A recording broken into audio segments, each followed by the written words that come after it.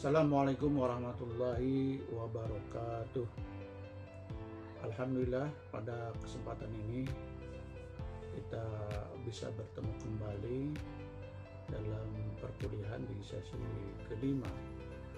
Pada kesempatan ini teman-teman mahasiswa, kita akan membahas tentang membangun interaksi ideal bersama Al-Quran. Teman-teman mahasiswa, pada kesempatan ini bahwa membangun interaksi ideal bersama Al-Quran adalah sebuah perjalanan spiritual yang bertahap dan berkelanjutan. Tidak hanya sebatas mendengar atau membaca, melainkan menjadikan Al-Quran sebagai pedoman, sebagai panduan hidup yang utuh dan komprehensif. Interaksi ideal bersama Al-Quran mencakup beberapa tingkatan, beberapa tahap, di mana setiap tingkatan atau tahap tersebut saling melengkapi satu dengan yang lainnya. Baik teman-teman mahasiswa, sebelum kita menjelaskan tahapan-tahapan atau tingkatan-tingkatan bagaimana membangun interaksi ideal bersama Al-Quran, terlebih dahulu kita coba jelaskan tentang apa sih Al-Quran.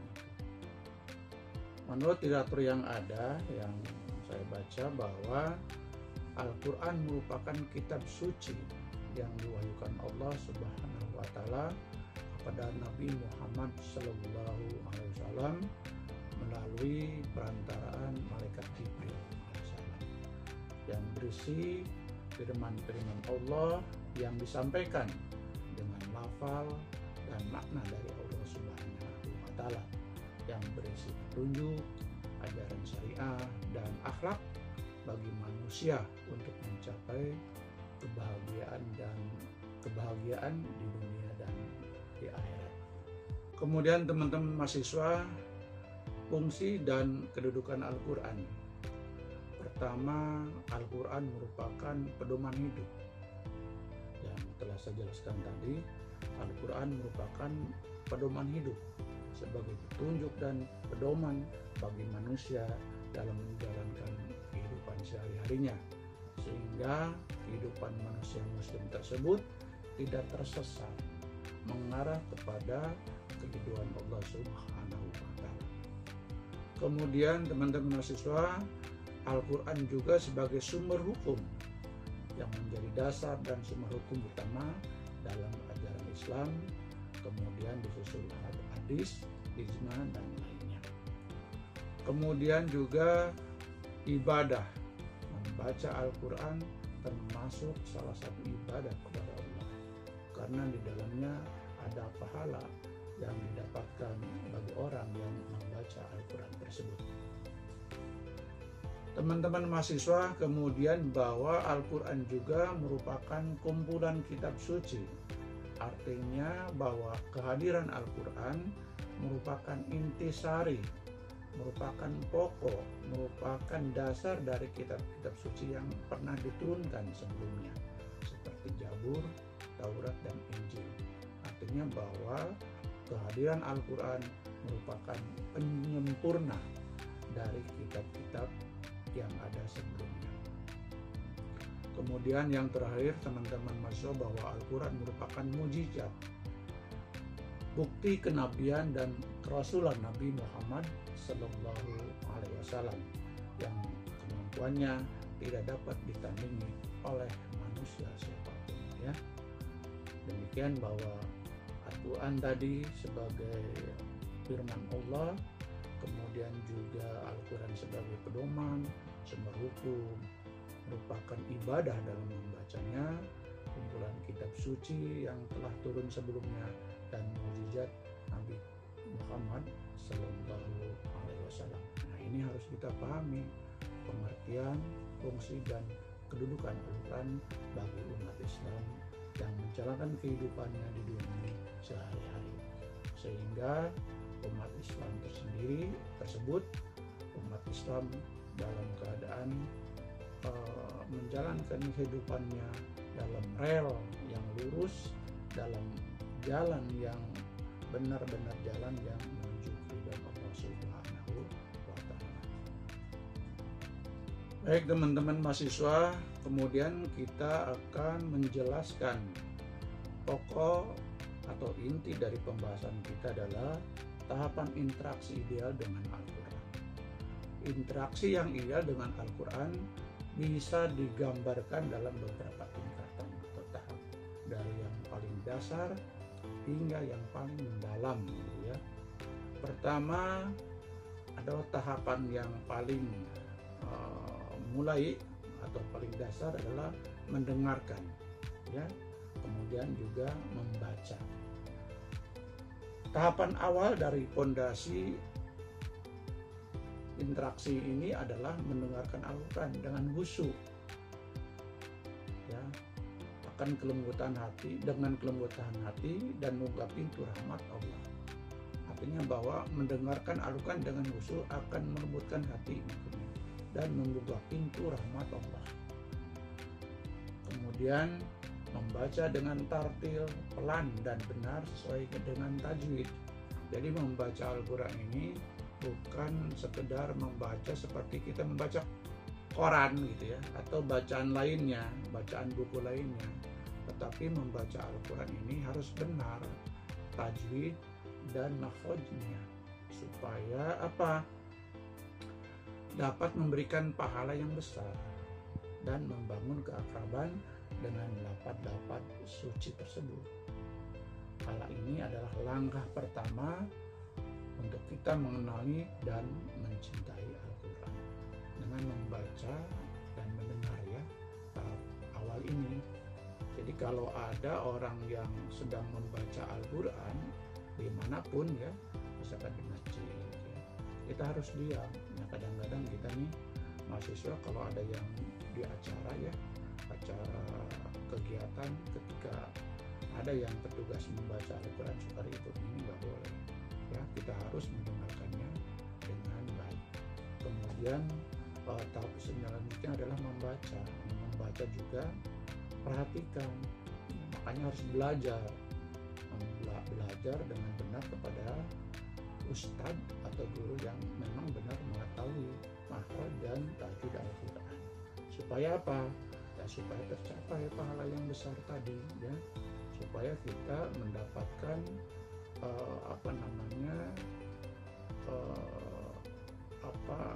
makna-makna yang terkandung di dalam Al-Quran tersebut ya, tercapai makna-maknanya. Jadi kalau tidak sesuai dengan makhraj dan tajwidnya, ini akan salah tentunya. Kemudian teman-teman mahasiswa, langkah berikutnya adalah merenung atau tadabbur lah bahasa Arabnya, dan memahami setelah membaca dan mendengar, memahami apa isinya ya, memahami apa maknanya, merenungkan. Allah menurunkan Al-Quran bukan hanya untuk dibaca tentunya, tetapi untuk dipahami, untuk ditadaburi. Tadabbur adalah proses meresapi ya, merenungi dan menghubungkan ayat Al-Quran dengan realitas kehidupan nyata sehari-hari. Jadi kalau kita membaca Al-Quran, kalau tahu maknanya, tahu artinya, maka kita akan bisa menghubungkannya dengan alam atau dengan kenyataan hidup sehari-hari begitu. Kalau kita membaca tentang ayat yang menerangkan tentang fakir miskin, misalkan maknanya kita tahu, maka dalam kehidupan sehari-hari kita tidak akan mensia-siakan orang yang susah atau orang yang tidak berkecukupan dalam hal materi tentunya ya. Hal ini tentunya akan membantu menemukan petunjuk, solusi dan inspirasi dalam setiap ayat Al-Quran. Jadi kalau kita memahami, merenungi maknanya dan kita tahu gitulah, maka setiap apa yang kita baca tentunya akan kita temukan solusi, inspirasi dan petunjuk dari ayat tersebut. Tapi kalau kita hanya membaca saja, kemudian mendengarkan saja tanpa memahami maksudnya, nah ini akan tidak didapat tentunya apa-apa yang terjadi dalam realitas kehidupan ini. Tidak dapat gambaran ya secara utuh tentang apa itu makna Al-Quran. Baik teman-teman mahasiswa, kita lanjutkan masih pada poin tingkatan interaksi ideal bersama Al-Quran. Tingkatan berikutnya adalah mengamalkan atau tatbiki dan menghafal atau tahfidz ya. Nah, ini langkah selanjutnya. Ada pepatah bahwa pengetahuan tanpa amal bagaikan pohon tanpa buah. Demikian juga di membaca, kemudian juga mendengarkan, ya, belajar tanpa ada pengamalan dari Al-Quran itu sendiri, ajarannya. Nah, ini dalam kehidupan sehari-hari, yang ini sama aja bohong begitu. Artinya tidak ada realisasi dalam kehidupan sehari-hari. Bagaimana Pak mengamalkan Al-Quran dalam kehidupan sehari-hari? Ini gampang saja. Ajaran Al-Quran itu menjauhkan larangannya, mengerjakan perintahnya. Itu ajaran Al-Quran. Nah, ini harus kita laksanakan ajaran Al-Quran itu. Ya. Kalau perintahnya kita lakukan, ya. Kalau larangannya kita jauhi atau kita tidak lakukan. Ini tentunya bahwa setiap perintah dan larangan yang dibaca, diterapkan, ya, selain menghafal tentunya ya. Nah, ini tentunya akan membawakan dampak yang signifikan dalam kehidupan kita, dampak yang baik dalam kehidupan sehari-hari kita. Kemudian juga selain mengamalkan, kita bisa juga tahap berikutnya menghafal, ya. Menghafal Al-Quran, ya, baik sebagian maupun seluruhnya.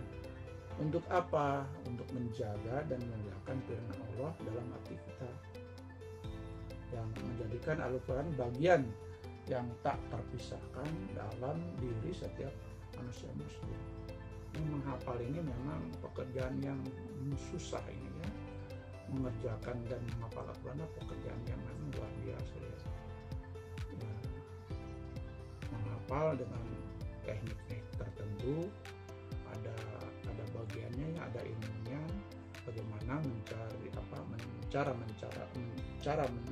menghafal Al-Quran itu ada ilmunya, ada taktiknya, ada strateginya biar cepat gitu ya.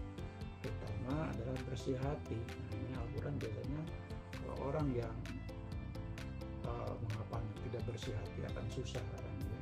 Memang ini tidak match, tidak connect, karena Al-Quran adalah firman Allah yang suci, ya harus diterima juga oleh hati yang suci, harus bersih. Nah, ini gitu ya. Baik teman-teman, kemudian tingkatan selanjutnya adalah mendakwahkan ya, dakwah atau taklim atau membela Al-Quran itu sendiri ya. Jadi puncak dari interaksi ideal adalah dengan mengajarkan dan mendakwah Al-Quran kepada orang lain, baik ya melalui ucapan maupun sikap dari ajarannya tadi gitu ya. Jadi kalau kita mendakwahkan Al-Quran, ya tentunya kita harus memberikan contoh ajaran Al-Quran itu sendiri, tidak sombong ya, tidak berlaku ria, kemudian tolong menolong, suka memberikan jariah dan lain sebagainya. Itu bentuk dari mendakwahkan isi Al-Quran ya. Kemudian kita bisa saja juga mengajarkan Al-Quran kalau kita sudah bisa tadi itu tajwid dan makhrajnya kepada setiap orang yang membutuhkan, karena ya disalurkan, dikembangkan, diajarkan kepada manusia muslim atau orang-orang Islam yang membutuhkan ilmu tentang cara membaca Al-Quran. Nah, kemudian ini karena memang dituntut bahwa setiap orang muslim juga dituntut membela kehormatan Al-Quran dan ajarannya dari berbagai fitnah dan serangan orang-orang yang tidak bertanggung jawab. Jadi tahapan-tahapan dalam melakukan interaksi ideal bersama Al-Quran, ya pertama ya kita mendengar. Nah, ini Ini mendengar juga bentuk interaksi, maka dengarkan. Kemudian juga kita membacanya juga harus jelas bagaimana itu tentang hukum-hukum Al-Quran. Ada yang boleh berhenti, ada yang enggak dibaca ikhfa, dan ini harus pas begitu ya, supaya kita mendapatkan pahala yang baik, pahala yang besar. Kemudian bisa menghafal ya. Kemudian juga mengamalkan yang pada puncaknya ya, dan mendakwahkan Al-Quran kepada isi Al-Quran kepada orang lain, karena kemanfaatan Al-Quran bisa dirasakan oleh orang atau seluruh umat Islam dalam menjalankan kehidupan sehari-harinya. Demikian barangkali ya materi pokok secara deskriptif tentang ideal, interaksi ideal, membangun interaksi ideal bersama Al-Quran. Baik mahasiswa, kita lanjutkan pada poin berikutnya adalah pertanyaan berikutnya. Ada poin berikutnya adalah bagaimana Pak membangun kualitas interaksi ya, membangun kualitas interaksi biar interaksi itu sendiri ya berjalan dengan baik. Pertama adalah harus diperhatikan niat yang ikhlas. Lakukan semua tahapan tingkatan tadi semata-mata karena Allah, bukan untuk pujian atau tujuan duniawi. Nah ini ya, dan sekarang ya semua orientasi materi atau money oriented. Nah ini kalau itu udah orientasi ini bahaya. Kita lakukan dengan niat dan ikhlas, kesadaran, dengan kehusuan, karena kita membaca, mendengar, mengamalkan, mendakwahkan, kemudian juga tadi ya yang mengamalkan ya itu bukan karena siapa-siapa, tapi memang semata-mata karena Allah Subhanahu wa Ta'ala. Itu harus ya niat yang jelas. Kemudian juga harus dilakukan interaksi ini dengan keadaan hati yang bersih. Bagaimana Pak keadaan hati yang bersih itu? Adalah terhindar dari sifat-sifat buruk seperti apa? Sombong, dengki ya. Karena memang kalau kita dibarengi interaksinya dengan keadaan hati yang bersih, maka cahaya Al-Quran dapat masuk dengan sempurna, dengan baik kepada hati kita, pada kehidupan kita. Bedalah ya dalam keadaan orang yang memang hatinya bersih dalam kehidupan sehari-hari akan terlihat ya dari baik dari fisiknya, dari keadaan dirinya lah, bisa kalau ngobrol juga dalam kehidupan sehari-hari dengan masyarakat bisa dinikmati dan bisa connect lah dengan baik, kira-kira begitu ya. Kalau orang Islam atau Muslim itu melaksanakan kehidupannya dengan hati yang bersih, pasti akan bersinar ya. Maka demikian juga kalau kualitas interaksinya baik tadi, maka cahaya Al-Quran dapat masuk dengan sempurna. Kemudian membangun kualitas interaksi itu juga harus dengan komitmen dan disiplin ya. Sisihkan waktu khusus ya untuk berinteraksi, atau tadi itu membaca Al-Quran, menghafal Al-Quran. Jadi kan membaca Al-Quran ini, menghafal Al-Quran ini jadi kegiatan prioritas, bukan hanya sekedar pengisi waktu doang. Ini memang kalau kita bicara tentang keislaman ya itu manis betul gitu. Tapi kalau kenyataannya ya tidak semua orang bahwa membaca Al-Quran itu sambilan gitu ya. Yuk kita ke masjid sambil membaca Al-Quran ya, padahal ya, Al-Quran itu firman Allah, ucapan Allah, dibuat kita sambilan waktu kita. Diprioritaskan adalah urusan-urusan duniawi semata. Nah, pola pikir kita harus berubah ya, bahwa yang memang kita harus juga menjalankan kehidupan ini untuk perjalanan hidup kita, tapi Al-Quran juga, membaca Al-Quran, menghafal Al-Quran, dan yang berkaitan dengan Al-Quran ini harus menjadi prioritas dalam kehidupan kita. Baik teman-teman mahasiswa, kita lanjutkan pada poin berikutnya, yaitu ayat-ayat Al-Quran tentang tahapan interaksi dengan Al-Quran. Seperti ayat tentang mendengarkan Al-Quran atau istimah terdapat pada surat Al-A'raf ayat 204. A'udzubillahi minasyaitonirrajim. Bismillahirrahmanirrahim. Wa idza quri'al Qur'anu fastami'u lahu wa ansitu la'allakum turhamun. Wallahu a'lam bishawab, yang artinya jika dibacakan Al-Quran, dengarkanlah dengan seksama dan diamlah agar kamu dirahmati. Kemudian ayat tentang membaca Al-Quran atau at-tilawah terdapat pada surat Al-Muzammil ayat 4. A'udzubillahi minasyaitonirrajim. Bismillahirrahmanirrahim. Awjid 'alaihi warattilil Qur'ana tartila. Yang artinya atau lebih dari seperdua itu, bacalah Al-Quran itu dengan perlahan-lahan. Teman-teman mahasiswa, membaca dan mendengar keduanya adalah ibadah yang mulia. Tapi pahala membaca Al-Quran secara langsung dianggap lebih tinggi dibanding dengan mendengarkannya. Walaupun mendengarkan Al-Quran juga tetap mendatangkan rahmat dan kebaikan. Baik teman-teman mahasiswa, kita lanjutkan pada ayat berikutnya tentang memahami dan merenungkan Al-Quran atau at-tadabbur. Ini terdapat pada surat Al-Baqarah ayat 269. A'udzubillahi minasyaitonirrajim. Bismillahirrahmanirrahim. Yu'til hikmata man yasha' wa man yu'tal hikmata faqad utiya khairan katsira wa ma yadhakkaru illa ulul albab.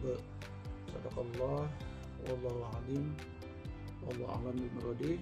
Artinya dialah Allah menganugerahkan hikmah kepada siapa yang dia kehendaki. Siapa yang dianugerahi hikmah, sungguh dia telah dianugerahi kebaikan yang banyak, dan tidak ada yang dapat mengambil pelajaran darinya kecuali ulul albab atau orang-orang yang berakal.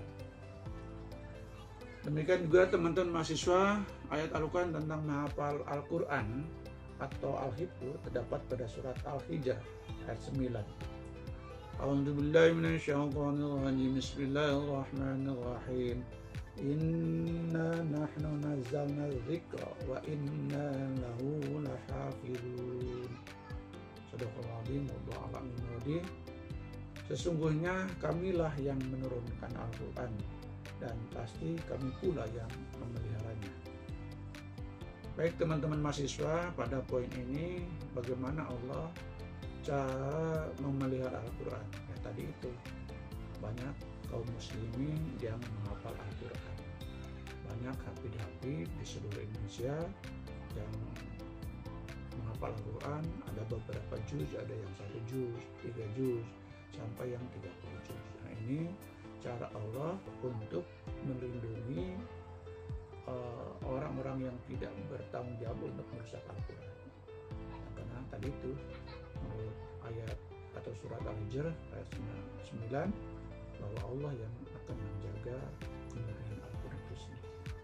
Baik teman-teman mahasiswa, kita lanjutkan pada ayat berikutnya tentang mengajarkan Al-Quran atau ta'lim, terdapat pada surat At-Taubah ayat 122.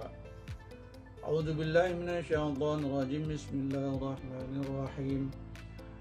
Wa ma kana al-mu'minuna liyanfiru kafah falawla nafara min kulli firqatin minhum ta'ifatun yatafaqahu fid din liyatafaqahu fid dini wa liyunziru qaumahum idza raja'u ilaihim la'allahum yahdharun. Shadaqallahu adzim. Wallahu a'lam. Yang artinya tidak sepatutnya bagi mukminin itu pergi semuanya ke medan perang. Mengapa tidak pergi dari tiap-tiap golongan, di antara mereka beberapa orang, untuk memperdalam pengetahuan mereka tentang agama dan untuk memberi peringatan kepada kaumnya apabila mereka telah kembali kepadanya, supaya mereka itu dapat menjaga diri dari kemaksiatan. Kemudian teman-teman mahasiswa, ayat tentang mengamalkan Al-Quran atau at-tatbiki terdapat pada surat Al-Baqarah ayat 42.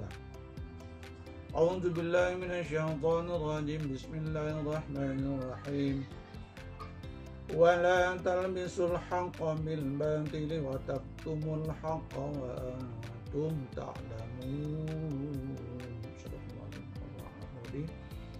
Yang artinya, dan janganlah kamu campur adukan kebenaran dan kebatilan, dan janganlah kamu sembunyikan kebenaran sedangkan kamu mengetahuinya. Nah, ini